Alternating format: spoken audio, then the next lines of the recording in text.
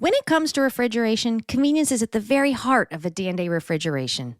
A perfect choice for convenience retailers, Adande's patented modular units deliver so many efficiencies it's no wonder multi-site brands such as GetGo and Sheetz are installing these temperature-stable, hold-the-cold fridges across their U.S. food courts. To find out how Adande can help you deliver great-tasting product for your customers, save you energy and space, and improve operational efficiencies, go to adande.co.uk or adande.com. Professionals in the know? Choose Adande. You're listening to Shop Talk Live, the podcast, brought to you by Global Convenience Store Focus. Shop Talk Live is a unique video and podcast series featuring senior retail executives in the global convenience, fuels, and mobility retail industry, hosted by Dan Munford and Carolyn Schneer. Welcome to Shop Talk Live, the podcast. To kick off Season 3, Dan Munford talks with Reitan CEO Jesper Østergaard about several unique 7-Eleven formats in Denmark. Recorded in the summer of 2023, they began by discussing a 7-Eleven pop-up store in the Danish Democratic Festival, an opportunity for citizens to meet their elected officials. 3 years into their participation, Reitan has learned to maximize their full potential at the event, including an easy-to-assemble setup. Jesper and Dan also dive into Reitan's dramatic addition of stores in the Copenhagen airport with a combination of 7-Eleven and 7-Eleven Go. When complete, between the two formats, there will be more than 100 7-Eleven stores in the airport, more than any other airport in the entire world.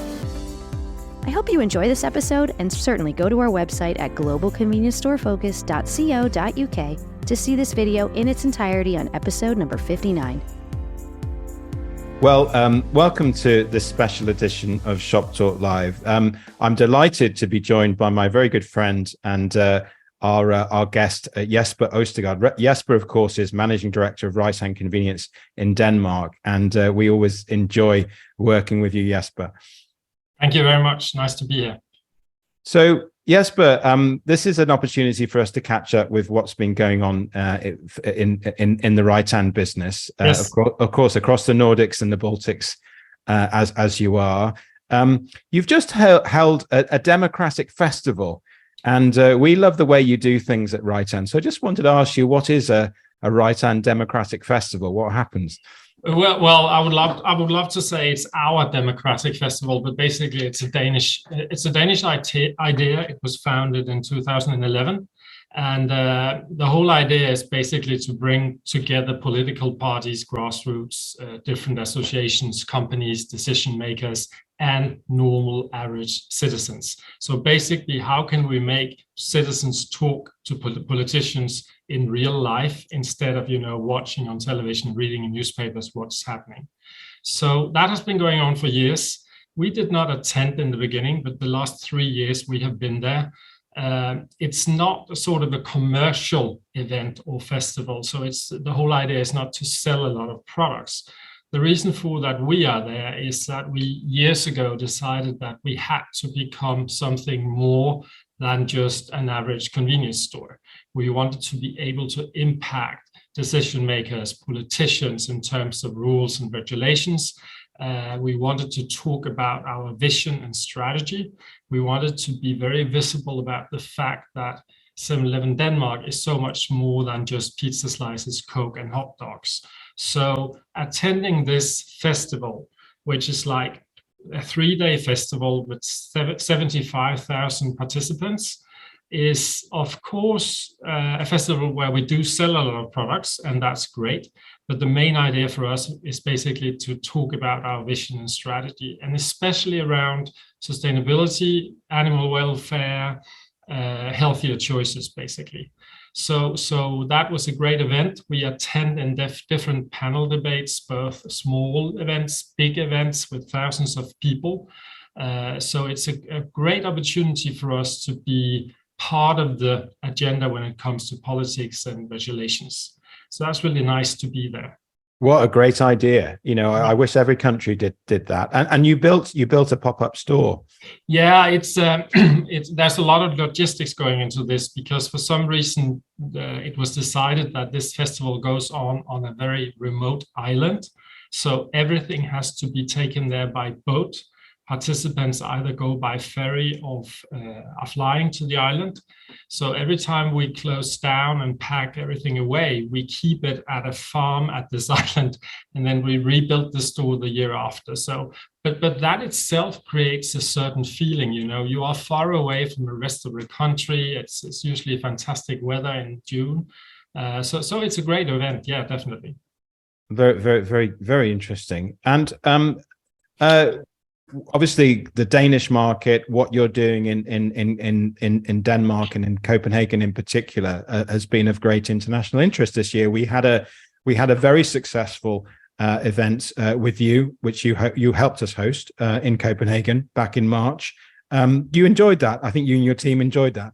We definitely enjoyed it. We have a lot of visitors coming to see our stores and talk to us, but a more structured visit than the one you were putting together was really great.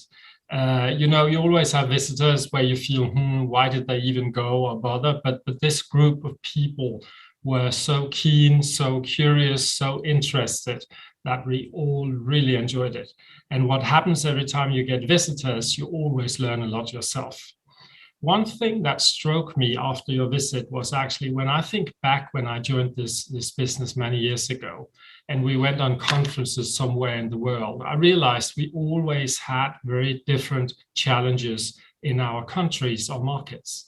But I would say the last couple of years, every time I meet people from other countries, it's really funny. We have more or less the same challenges we're working for to solve. And somehow I think it makes it easier for us to talk together because we have the same challenges, probably the same solutions to them as well. So there was a lot of talking going on, and that was really interesting for us. Well, absolutely. I just endorse everything you've just said. I mean, one of the things that we were talking about the most, and I think subsequently a lot of the retailers from, I think we had 15 different countries at least attending, were talking about was your pipeline for supplier innovation, for product innovation. And it's a multiple supplier universe, isn't it, for that pipeline? I mean, we've highlighted certain of those suppliers over the years, particularly Celine at the Protein Kitchen. But there's you've helped, what's the word? Cultivate. Is that perhaps the right word? A really, really strong supplier pipeline, haven't you, Jesper? Yes, I think that's the perfect word to use for that. I think back in 2011-12, where we basically formed our new strategy for Denmark, we decided that to become a destination for food, to become a destination for exciting products that could not be bought elsewhere, we had to have a very, very close relationship with small upcoming companies, very innovative people. And the Protein Kitchen was one of the first that we sort of started working together with. Cecily on the picture you show here is a great girl. She had some ideas. She started producing some salads in the kitchen in her home and came to us and said, I have an idea. How can I sort of continue?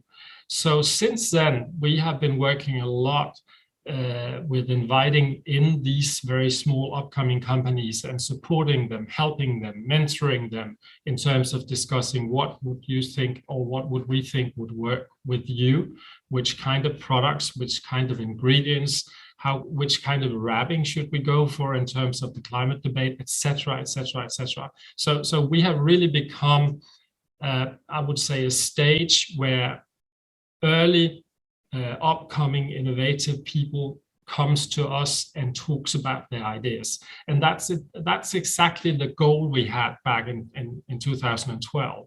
So that secures that we today have exciting product ranges. Very often we have the products exclusively for, let's say, 3 to 6 months before they go to the rest of the market.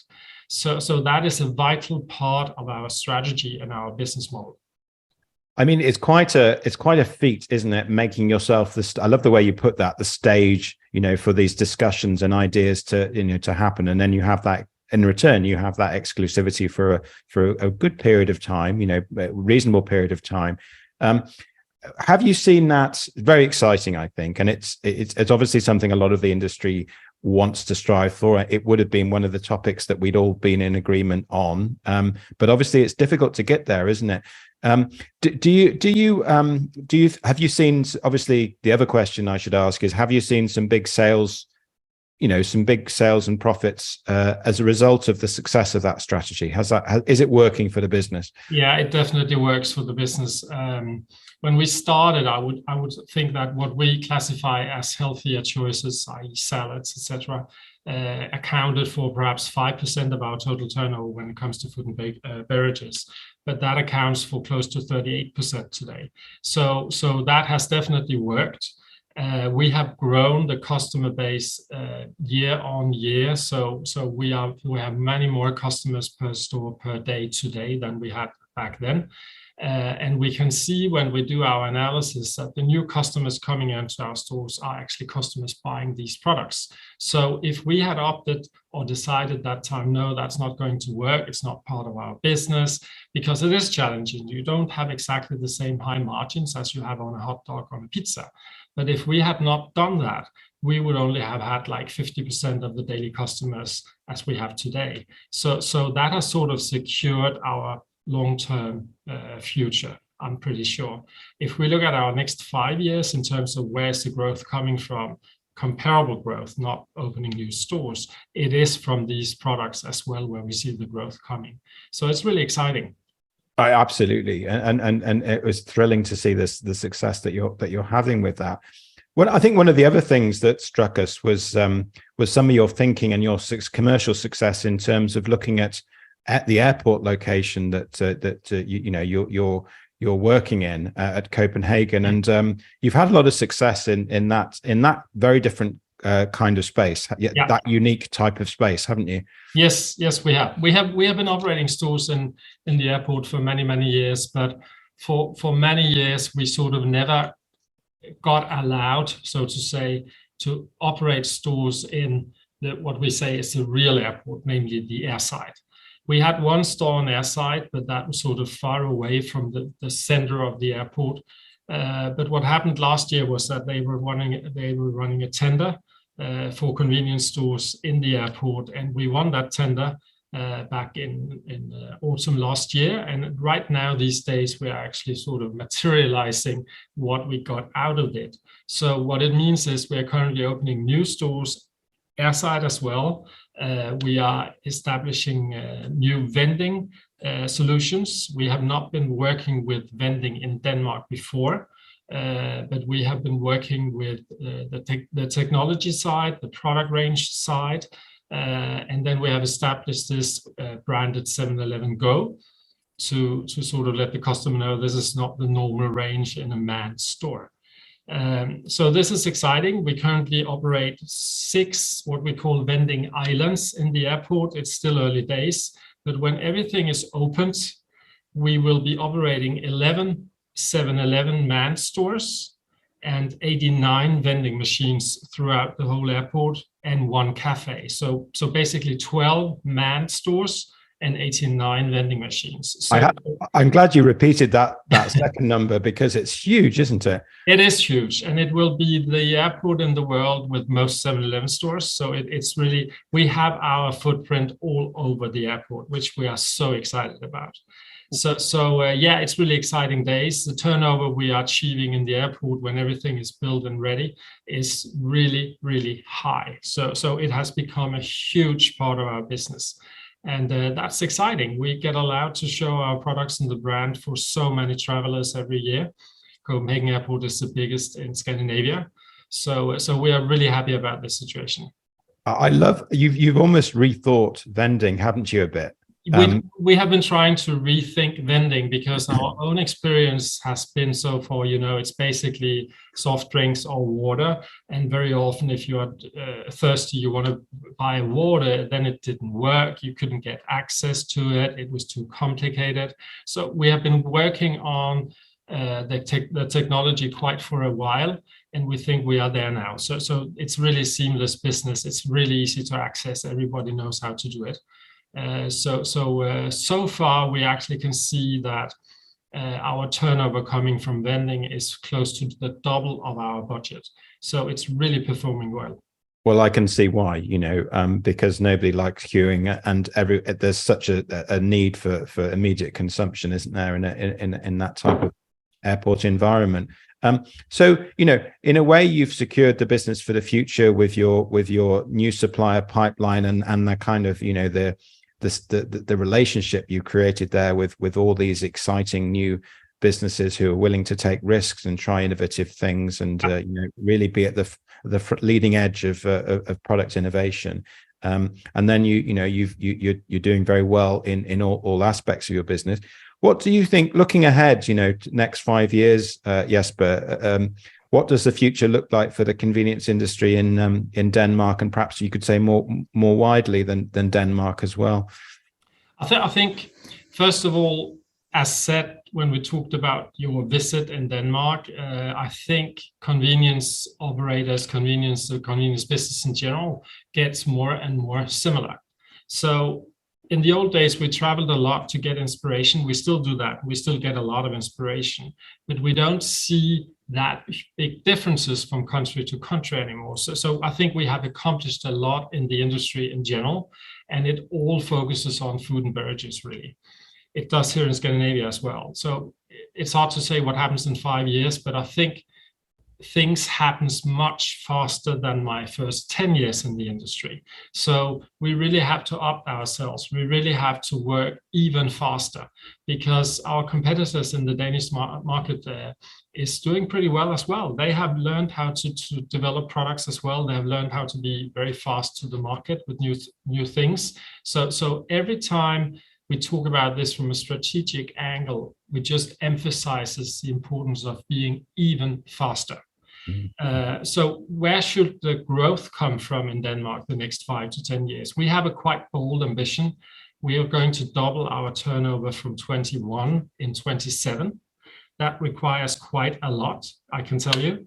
But we are on track. We are developing. We have good growth. We have more customers coming into our stores. And the main focus is still, as it was 10 years ago, food, bakery, and hot and cold beverages. And that's really where we think we have to be the best in the future as well. We do think we are the best today, but we have to be that in 5 years as well. And the convenience industry, at least in Scandinavia, was many, many years based on the traditional kiosk products like magazines, newspapers, tobacco, and all these categories. We still have them, but they are declining dramatically. So what I said 10 years ago is I assume that one thing that won't change is that we still need to drink and eat, no matter how the technology develops. So, you don't buy a physical newspaper today, a printed newspaper. Well, not many do, but you read news on digital solutions. But we still have to eat and drink. So at that time, we felt it was wise to focus on that, and we believe that will be the future as well. So the question is, how can we make sure we are still the best in that area in the next 5, 10, 20 years? I remember when we started talking about freshly made sandwiches in store 10 years ago, I remember my board saying, very resistant. I'm not sure it works, too much labor cost, but everybody does that today. I think our next move will be a much more restaurant feel, a much more product-driven solution where we actually make more on demand. That is labor consuming as well. I'm aware of that, but I just feel if we don't do it, we might not be around in 5 years. So the focus we have is a lot on our values. Our most important value is our customers, our boss, i.e. we have to be extremely customer-centric. And whatever the customer expects from us, we have to deliver that. If we don't, the competitor will. No, well, I completely endorse that. And well, I think that's a very valid picture for the future. I mean, what I would like to say, just thank you very much for, again, spending time with us for this conversation, for hosting us so well in March. And I think one of the reasons the global industry is moving so fast, Jesper, is that, we have leading lights who are willing to share, what they and their teams are doing and all the hard work, behind it. And that, I think that the phrase is, a rising tide lifts all boats, doesn't it? And the industry is very joined up these days, isn't it? And I think that's really helping us accelerate and across different markets. Yeah, All right, Jesper. Nice talking to you. You too. Thank you very much. Thank you for listening to Shop Talk Live, the podcast. This episode was produced by Dan Munford and Nick Scherzer with support from Jenna Ferguson and Lorraine Evans. It was produced, edited, and mixed by Carolyn Schneer, and music was provided by Wolfgang Worley. Tune in every other week for new episodes, and please subscribe on your favorite podcast platform and learn more at globalconvenienceStoreFocus.co.uk.